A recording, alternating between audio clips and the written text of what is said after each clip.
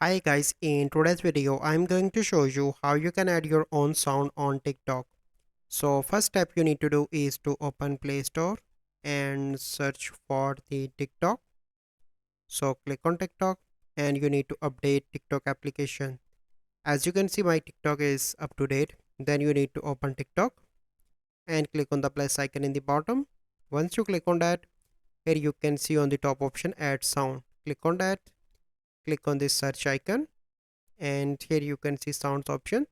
You simply need to click on sound and click on discover more sounds, and here in the last you can see your sounds. Click on that and here you can see two option: import sound from video, import local sound. If you want to import local sound, you simply need to click on that, click on scan now, and now you can import sounds from your smartphone into your TikTok account.